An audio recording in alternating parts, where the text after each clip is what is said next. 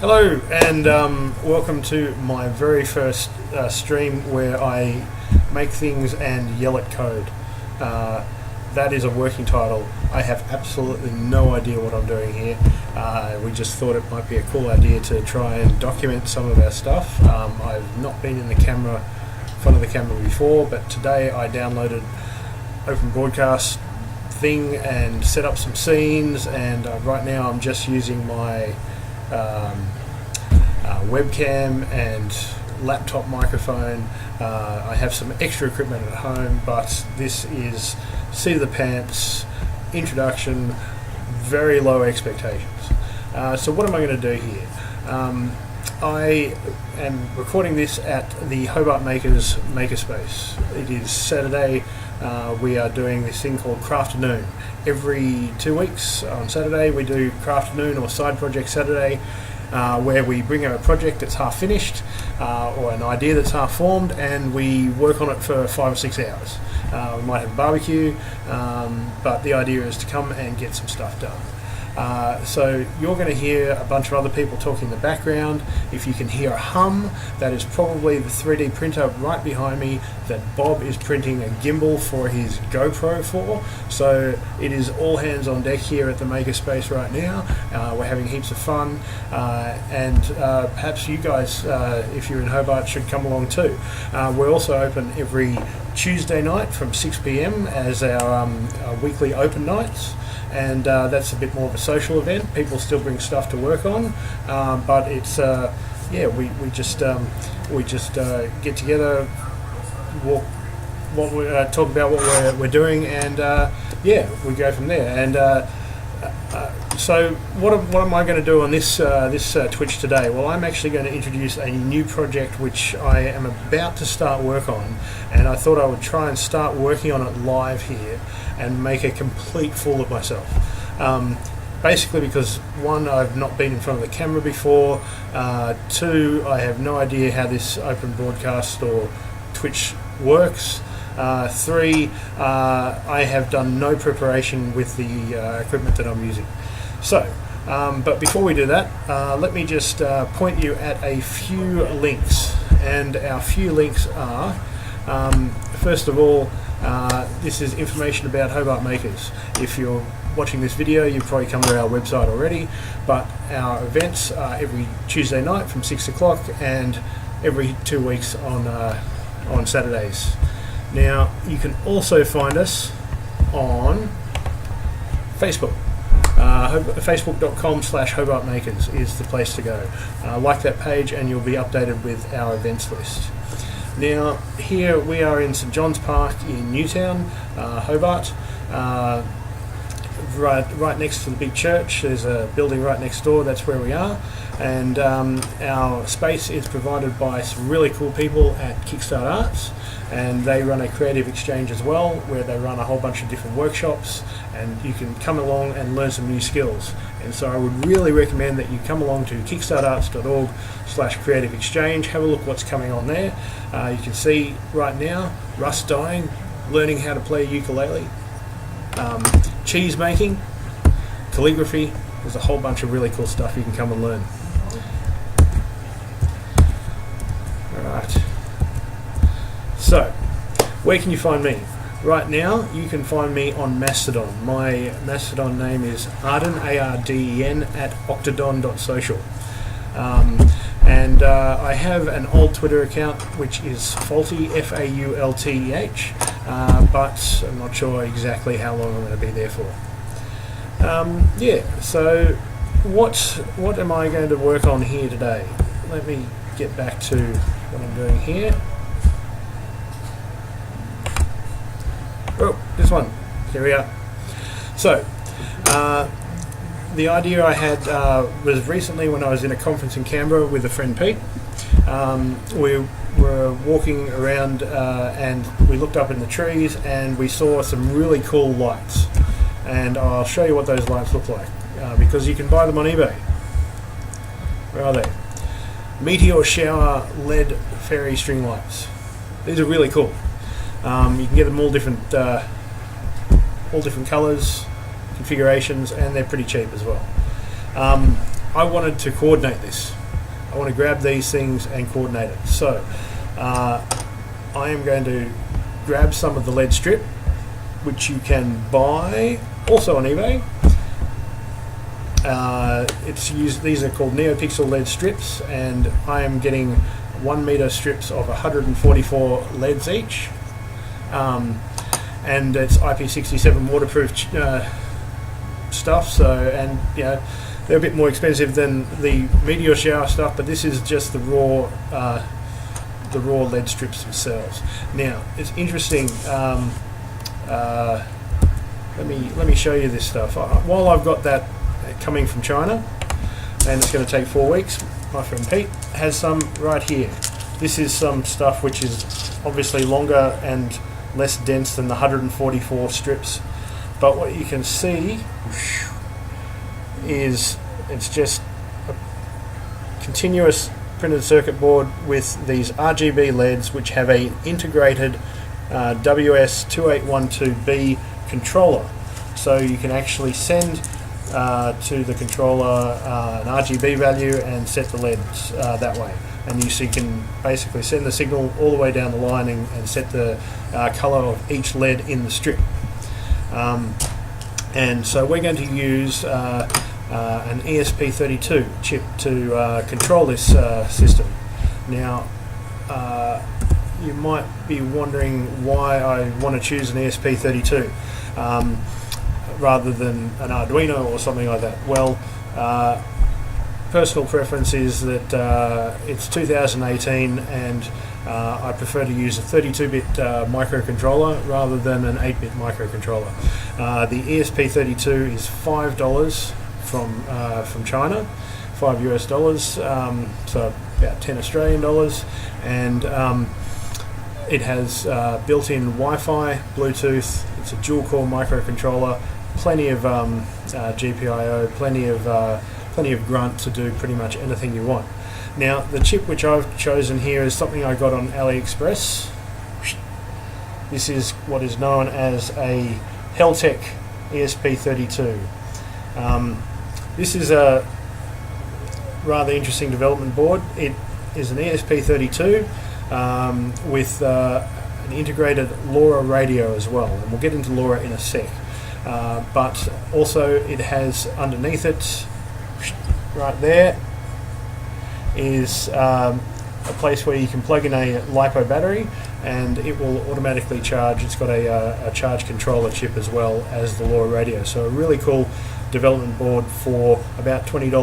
Now, one thing it's got on this board here is an OLED screen, which we're not going to be using for this project, but it's really cool. So, yeah. So those are the two main parts which I'm using here. If you want to get some of these Heltec chips, you go to AliExpress and you can find them there. Now, if you're in Australia, you want the 915 megahertz version. You'll find a lot of 433 megahertz version. That's because in China the 433 is the main frequency for LoRa. There we are, right there.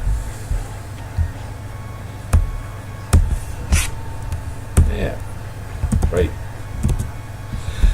So before I went to bed the other night, I made a quick little diagram of block diagram of what this thing is going to be looking like at the end of the day. So I'm going to get a LiPo battery and a solar cell. The ESP30, the Heltec board, is going to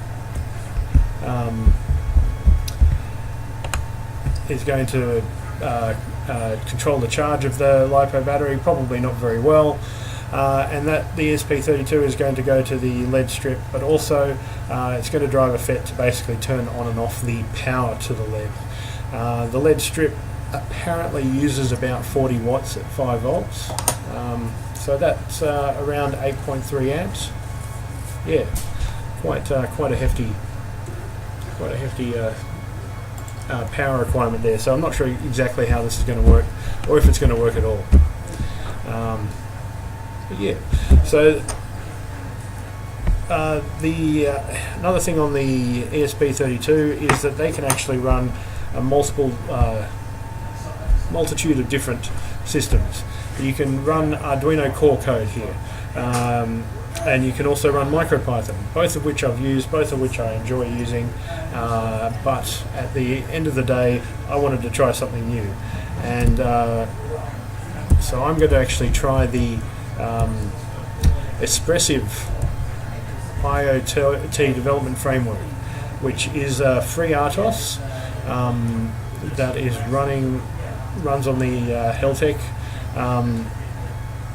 and so it's actually a fully fledged real-time operating system. But this allows me to add things into it, such as a web server, such as Bluetooth if I wanted to, and you can actually compile everything as modules, so just to get exactly what you want working. Never used this before, or not quite true. I have used a bit of it before at work, but it's someone else on the development team has been using this, so I've actually only been reviewing their code rather than writing it myself. So, how do I get started with this? I'm probably rushing through this. Anyway,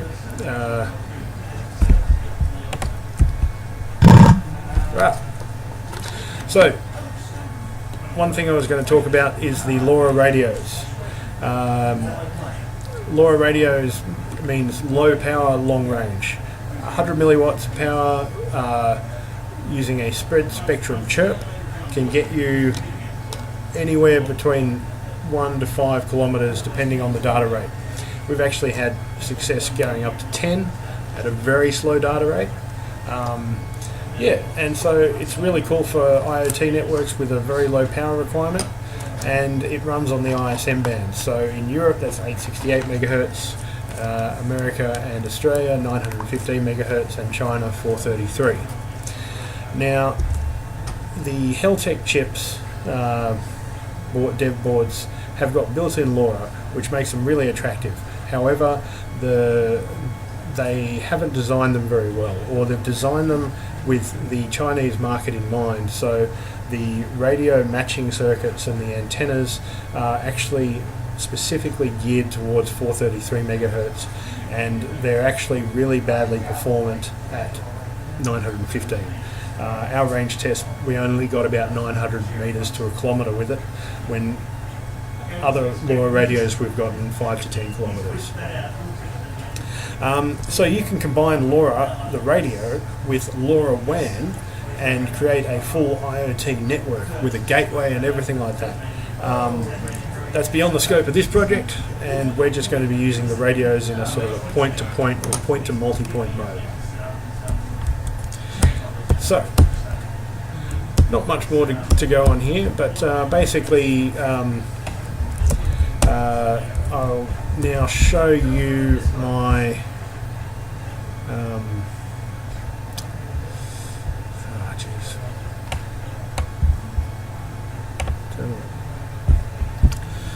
terminal and camera. I set up a whole bunch of scenes before. I know what I'm doing. Yeah. All right. So to start this, if you go to github.com/espressive/ESPIDF, that's where you can find out all about the development framework, and it's got some setup guides there. What will I need? It's got a template project. So what I've done is I've actually started with the template project, which has just got a main file and a make file and a config file. Now, I don't actually have any of the development tools installed just yet. What I do have installed is Docker. And what I've done is found on Docker Hub a Docker file which has got sets you up a nice Docker development environment. So yeah, that's and if we build this Docker file,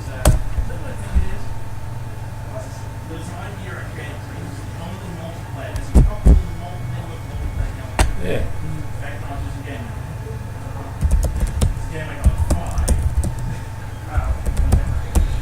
So we built the Docker file, and basically, what have we done? Oh, yeah, that's right.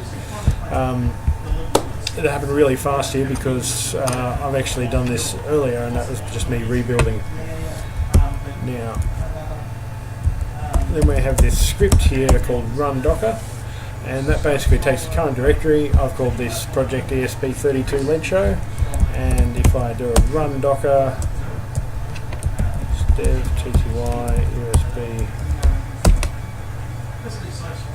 no such file or directory.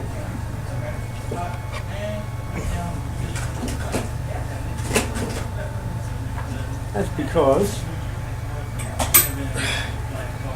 I don't have the module plugged in. So plug it in, and it turns on, and its default program is transmitting. And if we go back to, we now have a TTY USB 0. So run Docker, and we're now running this Docker environment. Now, one thing I like about this environment is it's using the kconfig thing, which is just like what the Linux kernel uses. And so you can do a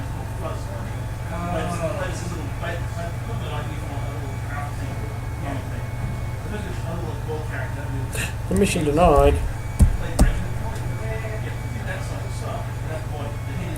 Well, that didn't work.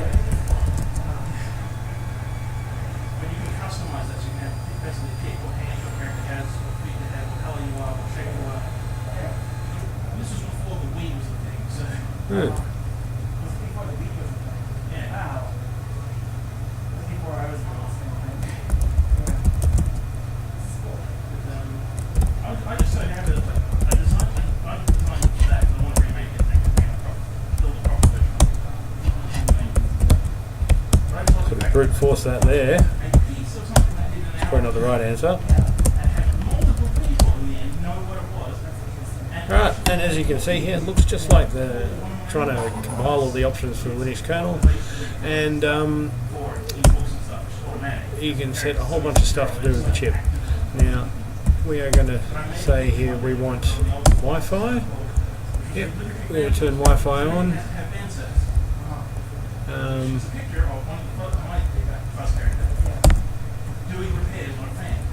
Yep. We're going to probably use a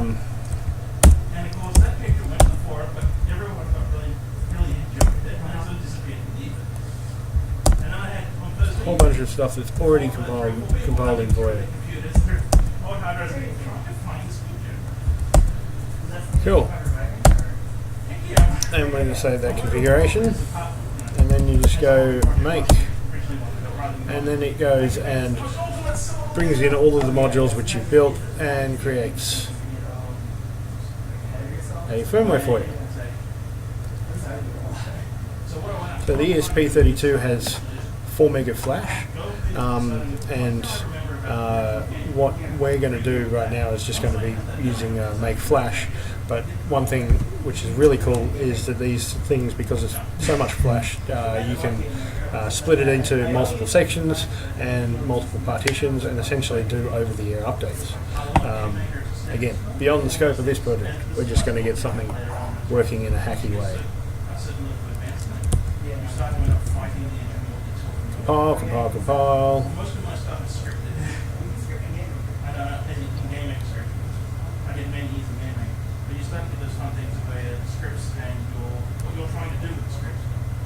Oh. And then we can make flash. There we go. Writing it.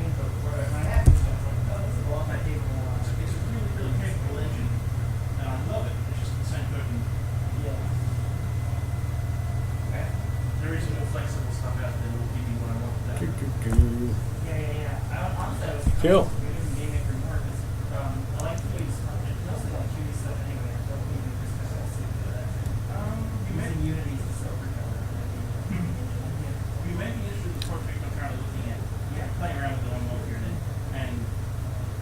The engine I can use for us, I want to play around with the animation. 93%, 96%, and bam. Cool. Oh, hard resetting. And you have a look at the thing now, it's not showing anything on the screen because pretty much this is now showing a hello world program. One thing you can do is go make monitor. Ah, what happened there? No. Oh, I've set the wrong. I have set the wrong serial port speed. So yeah, a whole bit more configuration to go. I'm probably going to leave it there for now though, because that's pretty much all I had talking about in my show notes. As I said, completely off the cuff show, and may or may not do this again right now. It's just experimenting. So anyway, thanks for listening, and I will catch you guys later on.